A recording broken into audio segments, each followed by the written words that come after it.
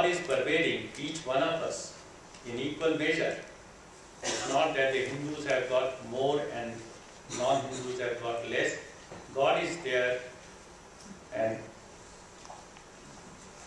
equally compassionate and just and loving and kind to all of us. In a conference like this, like Parliament of World Religions, which comes once in 5 years, during these last 5 years we have traveled so much. The world has gone from one crisis to the other crisis, from Iraq, Afghanistan, and now these and other crises.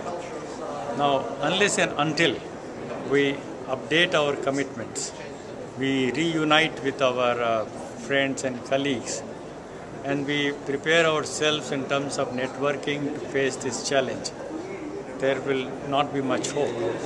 So this is hoping against hope that we come to such conferences and think that maybe we will be again able to reassert our voices together. But to say that we have a certain way of relating to God, and that way alone is the best way, I don't appreciate that.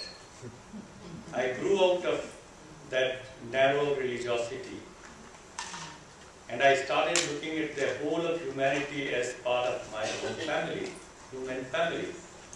Now this evolution took place in my mind and heart, and as I studied in the college and university and passed out and later on, I felt challenged that if there is God everywhere in the universe, in every particle of the universe, why is that so much of discrimination around? When we assemble in a conference like this, we still come with our baggage of our own narrow religion and religiosity, denominational, all those clingings which we have from birth. And therefore, it is time that when we come together on a huge platform like this at a global level, we should feel the urge to transcend that narrow religiosity and realize that the Creator is one, the creation is one, and therefore there is a great need for us to join as members of one single human family and pull down all those barriers which have been artificially created by some clever guys in the name of religion or caste or racism or gender inequality or rich and poor divide included. I used to practice many things which now I find to be abominable, like caste system. I was born in this very, very high Brahmin caste, and Brahmins are considered to be the purest or the highest in that caste system.